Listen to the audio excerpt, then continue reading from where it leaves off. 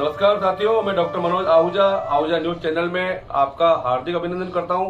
Ahuja news bulletin देखने से पहले हम आपको बता दें, हमारा न्यूज चैनल कोई प्रोफेशनल चैनल नहीं है। कानून की विशेष जानकारियां दिखाना, मसूदा विधानसभा से संबंधित महत्वपूर्ण खबरें दिखाना और हमसे जो लोग जुड़े हुए हैं, हमारे सब्सक्राइबर्स, हमारे मित्र, हमारे शुभचिंतक, उनसे जुड़ी हुई महत्वपूर्ण खबरें दिखाना हमारे आहूजा न्यूज चैनल की पहली प्राथमिकता में शामिल है। आप भी हमारे आहूजा न्यूज चैनल के सदस्य बने। अगर आपने हमारे चैनल को सब्सक्राइब नहीं किया है तो सब्सक्राइब करें। तो आइए देखते हैं आज की विशेष खबरें आहूजा न्यूज चैनल बुलेटिन। सर्वोच्च न्यायालय ने माना कि धोखाधड़ी के अपराध को आकर्षित करने के लिए यह दिखाया जाना चाहिए कि धोखाधड़ी करने वाले व्यक्ति को किसी व्यक्ति को संपत्ति देने के लिए बेईमानी से प्रेरित किया गया था। इसके अलावा इस तरह के अपराध के आरोपी व्यक्ति की ओर से बेईमानी का इरादा होना चाहिए। न्यायमूर्ति बी.आर. गवई, राजेश बिंदल और संदीप मेहता की 3 न्यायाधीशों की पीठ ने यह कहते हुए फैसला सुनाया। दूसरे शब्दों में, आईपीसी की धारा 420 के प्रावधानों को आकर्षित करने के लिए यह दिखाया जाना चाहिए कि एफआईआर शिकायत में निम्नलिखित का खुलासा किया गया है। पहला, किसी व्यक्ति का धोखा। दूसरा, किसी व्यक्ति को कोई संपत्ति देने के लिए धोखाधड़ी या बेईमानी से प्रेरित करना। और तीसरा, प्रलोभन देने के समय आरोपी का बेईमान इरादा। वर्तमान मामले में शिकायतकर्ता ने एक अन्य आरोपी नंबर 2, जो शिकायतकर्ता का कॉलेज मित्र भी था, के आग्रह पर वर्तमान अपीलकर्ता को एक निश्चित राशि हस्तांतरित की। इसके अलावा ये भी आरोप लगाया गया कि आरोपी नंबर 1 और 2 ने शिकायतकर्ता से भारी रकम ठगी थी। आरोपियों ने सारी रकम हड़प ली और शिकायतकर्ता को धोखा दिया। धोखाधड़ी के अपराध के लिए आरोपी नंबर 1 और 2 के खिलाफ मामला दर्ज किया गया था। इसमें अपीलकर्ता को भी शामिल किया गया था। चूंकि अपीलकर्ता की एफआईआर को रद्द करने की याचिका को उच्च न्यायालय ने अस्वीकार कर दिया था, इसलिए वर्तमान अपील दायर की गई। शुरुआत में शीर्ष न्यायालय ने विशुद्ध रूप से दीवानी विवादों को आपराधिक मामलों में बदलने के बारे में अपनी चिंता व्यक्त की। इसके बाद न्यायालय ने धोखाधड़ी के अपराध के लिए आवश्यक तत्वों को निकालने के लिए प्रोफेसर के विजयसारथी और अन्य बनाम सुधा सीताराम और अन्य के ऐतिहासिक मामले पर भरोसा किया। इसके आधार पर न्यायालय ने उपरोक्त टिप्पणियां की। मामले के तथ्यों पर ध्यान देते हुए न्यायालय ने नोट किया कि प्रलोभन के संबंध में आरोप केवल आरोपी नंबर 1 और 2 के खिलाफ है। वर्तमान अपीलकर्ता को कोई भूमिका नहीं दी गई थी। इसके अलावा शिकायतकर्ता ने अपीलकर्ता के साथ सीधे कोई लेन देन नहीं किया, क्योंकि राशि केवल आरोपी नंबर 1 के कहने पर ही हस्तांतरित की गई थी। पुनरावृत्ति की कीमत पर यह ध्यान दिया जाना चाहिए कि वर्तमान अपीलकर्ता को प्रलोभन की कोई भूमिका नहीं दी गई है। यदि संस्करण को उसके अंकित मूल्य पर स्वीकार किया जाता है, तो ये पता चलता है कि आरोपी नंबर 1 के कहने पर शिकायतकर्ता ने अपीलकर्ता के खाते में 20 लाख रुपये की राशि हस्तांतरित की। उक्त राशि प्राप्त होने पर अपीलकर्ता ने तुरंत आरोपी नंबर 1 के पक्ष में बिक्री विलेख निष्पादित किया, जिसने उसके बाद शिकायतकर्ता के पक्ष में जीपीए निष्पादित किया।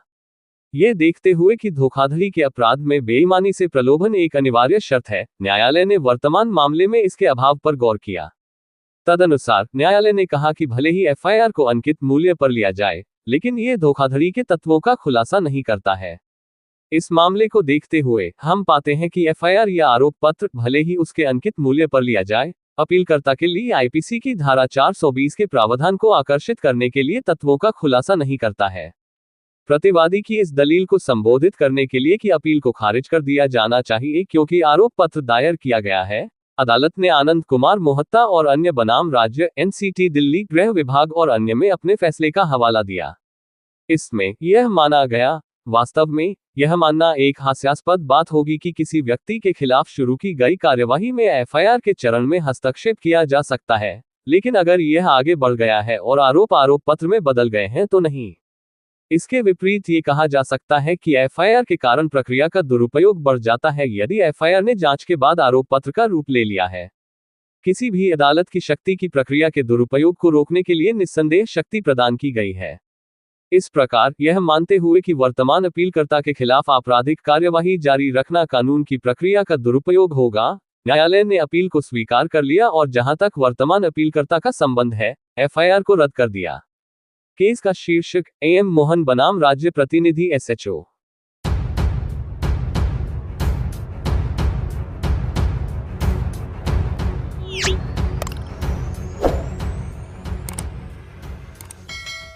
बोराना से केदारनाथ 1100 किलोमीटर की पदयात्रा पर जा रहे चिराग वैष्णव यात्री का मंगलवार को सामाजिक कार्यकर्ता दीपक वैष्णव द्वारा माला व दुपट्टा पहनाकर अभिनंदन करते हुए यात्रा के लिए शुभकामनाएं दी। इससे पूर्व सोमवार को चिराग वैष्णव का गुलाबपुरा में सामाजिक कार्यकर्ताओं व अधिवक्ताओं ने स्वागत अभिनंदन किया था। समाजसेवी दीपक वैष्णव ने बताया कि वैष्णव समाज के गौरव श्रद्धालु यात्री चिराग वैष्णव ने 12 अप्रैल को उनके जन्मदिवस के दिन बोराना से केदारनाथ की पदयात्रा पर प्रारंभ की है एवं लगभग 45 दिनों में उनकी यह यात्रा पूर्ण करने का व भगवान केदारनाथ के दर्शन करने का लक्ष्य है। स्वागत करने वाले में पूर्व मंडल अध्यक्ष हरीश शर्मा, युवा मोर्चा अध्यक्ष प्रवीण शारदा, पूर्व मंडल महामंत्री अनिल वैष्णव, समाजसेवी दीपक वैष्णव, गौतम अचलिया, सुनील कुमावत, एडवोकेट गोपाल लाल वैष्णव, बार एसोसिएशन अध्यक्ष विश्वदीप सिंह, अविनाश पाराशर, एडवोकेट ललित धनोपिया सहित मौजूद थे।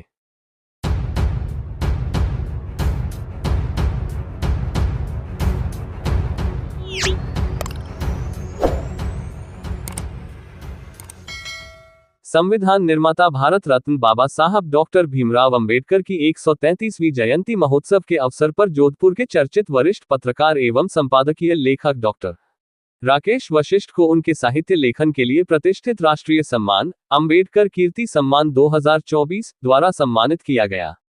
डॉक्टर राकेश वशिष्ठ ने जानकारी साझा करते हुए बताया कि 2 दिवसीय राष्ट्रीय संगोष्ठी और सम्मान समारोह राजस्थान के नागौर जिले के फरदोद ग्राम में इस कार्यक्रम के आयोजक सद्गुरु कबीर आश्रम सेवा संस्थान बड़ी खाटू के संस्थापक अध्यक्ष पीठाधीश्वर महंत भारत भूषण महंत श्री डॉक्टर नानक दास जी महाराज के नेतृत्व में आयोजित की गई, जहां संपूर्ण भारत से बाबा साहेब के विचारों पर चलने वाले विभिन्न क्षेत्र साहित्य, कला, काव्य, समाज सेवा और मानवता आदि में देश के संप्रभुता के लिए कार्य करने वाली 100 प्रतिभाओं का चयन अंबेडकर कीर्ति सम्मान 2024 के लिए कर विशिष्ट सम्मान दिया गया।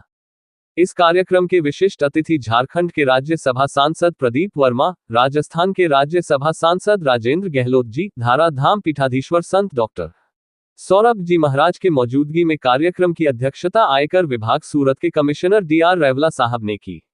डॉक्टर राकेश वशिष्ठ की इस उपलब्धि पर विभिन्न सामाजिक, राजनैतिक और पत्रकार संगठनों ने और पदाधिकारियों ने डॉक्टर राकेश वशिष्ठ को शुभकामनाएं दी।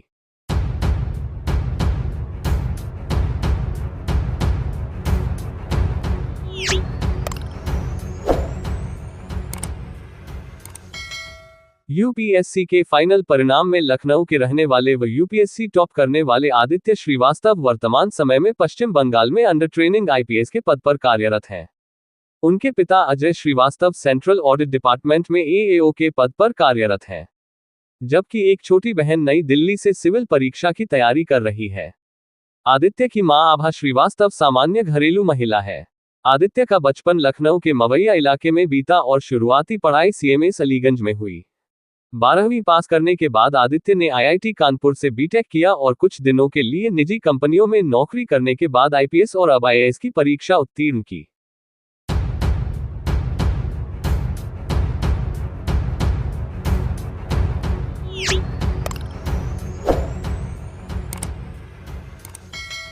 सहायक रिटर्निंग अधिकारी मसूदा कुलदीप सिंह शेखावत के निर्देशन में आज मसूदा के मैदा कबाडिया ग्राम में मतदाताओं को जागरूक करने के लिए मतदाता चौपाल का आयोजन किया गया, जिसमें ग्रामीणों ने बढ़ी चढ़कर भाग लिया तथा साथ ही सहायक रिटर्निंग अधिकारी मसूदा शेखावत के निर्देशानुसार बैक टीम द्वारा मतदाताओं को आगे में लोकसभा आम चुनाव 2024 के लिए दिनांक 26 अप्रैल 2024 को मतदान करने हेतु शपथ दिलाई तथा साथ ही अपने आस पड़ोस के मतदाताओं को भी मतदान के दिन अधिक से अधिक संख्या में मतदान करने हेतु प्रेरित करने हेतु संकल्प दिलवाया।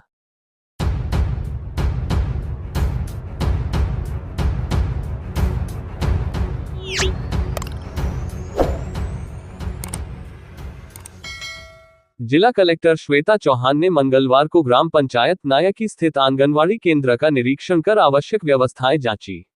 जिला कलेक्टर श्वेता चौहान ने आंगनबाड़ी में उपस्थित बच्चों से मिलकर उनसे बातचीत की।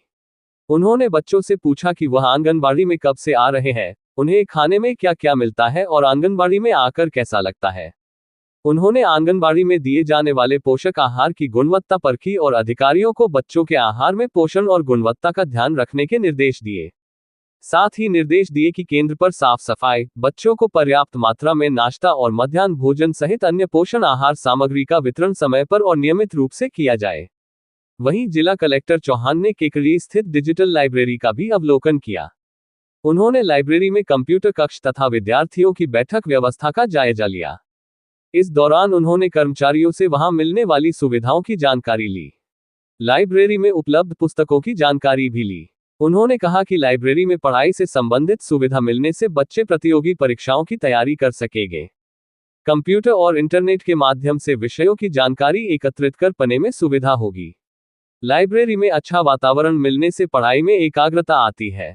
उन्होंने लाइब्रेरी परिसर में साफ सफाई रखने के निर्देश दिए।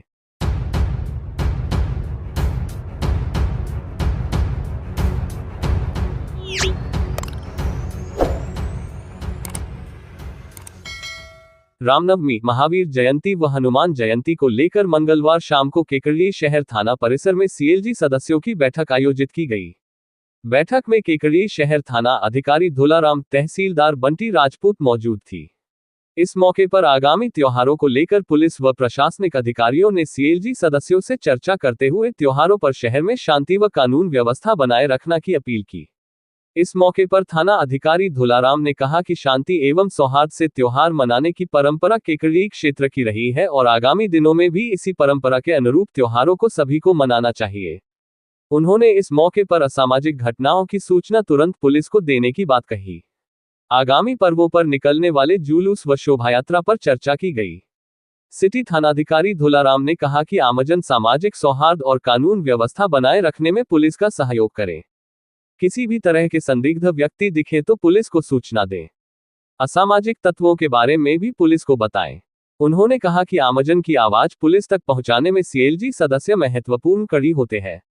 अपने आसपास होने वाली गतिविधियों से सीएलजी सदस्य पुलिस को अवगत कराएं जिससे कि अप्रिय घटना को होने से रोक सके। इस मौके पर तहसीलदार बंटी राजपूत ने क्षेत्र में साफ सफाई पर लाइटिंग को लेकर सीएलजी सदस्यों से चर्चा करते हुए कहा कि उन्हें नगर परिषद आयुक्त का भी अतिरिक्त कार्यभार दिया गया है, इसलिए उनकी पहली प्राथमिकता केकड़ी शहर में सफाई व रात्रिकालीन लाइटिंग को सुचारू रूप से संचालित करवाना है। उन्होंने इस मौके पर शहर की साफ सफाई व अन्य कार्यों का फीडबैक सीएलजी सदस्यों के माध्यम से लिया। बैठक में विहिप के चांदमल जैन, हीरा चंद खूंटेटा, विनय पांड्या, रोहित जहांगीर, सलीम मेवाती, महेश बोयत, इंसाफ अली शोरगर, बाबूलाल घोसी, अनिल राठी, लोकेश साहू, धनराज जाट, चंद्रप्रकाश धातरवाल, विनोद विजय मौजूद रहे।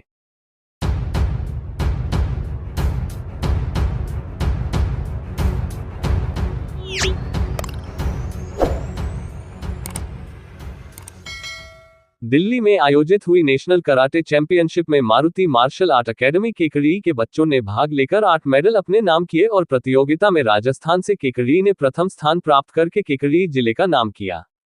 कराटे कोच नीलेश नामा ने बताया कि प्रतियोगिता में केकड़ी की टीम ने 5 गोल्ड मेडल, 3 सिल्वर मेडल अपने नाम किए। उन्होंने बताया कि केकड़ी की टीम ने आसाम, पंजाब, मेघालय व सिक्किम को मात देकर मेडल अपने नाम किए। नामा ने बताया कि Maruti martial art academy Kekri विद्यार्थी वर्षा साहू, दिव्यांश, शुभम, सौम्य, धीरज ने गोल्ड मेडल प्राप्त किए। वहीं आफिया, जानवी, माही ने सिल्वर मेडल प्राप्त किए। Maruti martial art academy Kekri के विद्यार्थियों द्वारा गोल्ड व सिल्वर मेडल जीतने पर अकेडमी के स्टाफ व विद्यार्थियों ने उन्हें बधाई दी तथा माल्यार्पण कर उनका स्वागत किया।